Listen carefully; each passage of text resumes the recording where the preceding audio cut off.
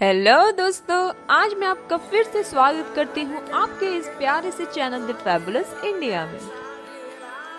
मुगल बादशाह अकबर के बेटे राजकुमार सलीम और उनके दरबार की नर्तकी अनारकली की प्रेम कहानी किसी से छुपी हुई नहीं है, लेकिन इतिहास के पन्नों में भरतपुर के युवराज जवाहर सिंह और गन्ना बेगम की प्रेम कहानी पर समय की गर्द छाई हुई है। आज हम इस गर्द को कुछ साफ करने जा रहे हैं। आपको सुनाएंगे युवराज जवाहर और गन्ना बेगम की प्रेम कहानी। युवराज जवाहर सिंह और गन्ना बेगम एक दूसरे से बेइंतहा मोहब्बत करते थे, लेकिन दोनों की मोहब्बत भरतपुर के महाराजा और युवराज के पिता सूरजमल को गवारा नहीं थी। दरअसल गन्ना बेगम ईरानी मुस्लिम नृत्यांगना थी। माता पिता दोनों शायर थे और दिल्ली में रहते थे। गन्ना के पिता का देहांत उसके जन्म के कुछ वर्ष बाद ही हो गया। गन्ना की मां मन्ना बेगम दिल्ली की मशहूर नाचने गाने वाली वेश्या थी, मगर उसने एक सरदार के साथ निकाह करने के बाद ये पेशा छोड़ दिया।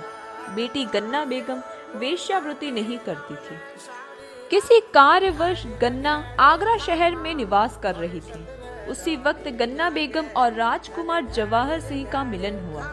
भरतपुर के राजकुमार जवाहर सिंह आगरा में युद्ध अभियान पर थे, वहीं गन्ना बेगम भी थी। एक दिन गन्ना बेगम नृत्य में मशगूल थी और उसी समय वहां से गुजर रहे राजकुमार जवाहर सिंह की उन पर नजर पड़ी। राजकुमार जवाहर सिंह उसकी बेइंतहा खूबसूरती को देखकर अपना दिल दे बैठे। राजकुमार जवाहर सिंह ने गन्ना बेगम से मिलकर अपने प्रेम का इजहार किया और उसे जीवन साथी बनाने की इच्छा प्रकट की। इसके बाद दोनों का प्रेम परवान चढ़ता गया, लेकिन इसकी जानकारी महाराज सूरजमल तक भी जल्द पहुंच गई। राजकुमार जवाहर सिंह और गन्ना बेगम हर दिन मिलना जुलना होता रहा और एक दिन राजकुमार जवाहर सिंह ने गन्ना बेगम के साथ चलने के लिए कहा, लेकिन गन्ना बेगम ने साथ चलने से मना कर दिया। गन्ना बेगम ने कहा कि कुछ दिन बाद वह पूरे खेमे के साथ फर्रुखाबाद जाएंगे।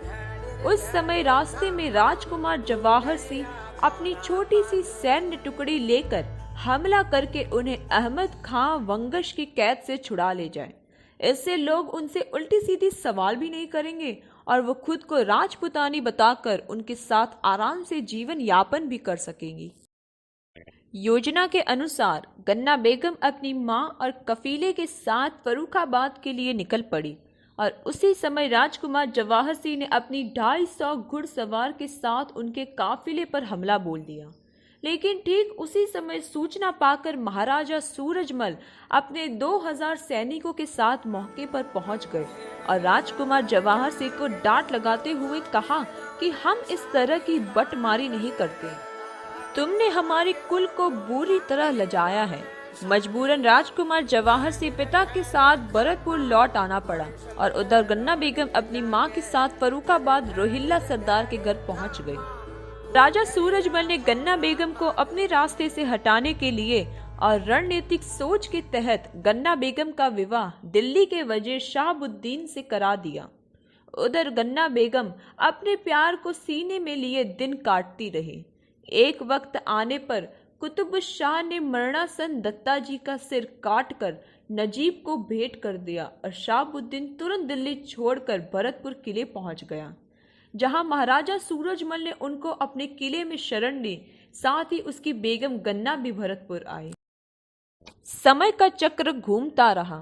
महाराजा सूरजमल शहीद हो गए और उसके बाद जवाहर सिंह ने भरतपुर की गद्दी संभाली।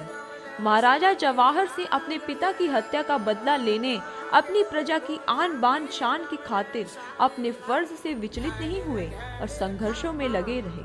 आखिर में एक दिन महाराजा जवाहर सिंह भी वीर गति को प्राप्त हो गए। गन्ना बेगम को जब महाराजा जवाहर सिंह की मौत का समाचार मिला तो वह वियोग में पागल जैसे हो गए।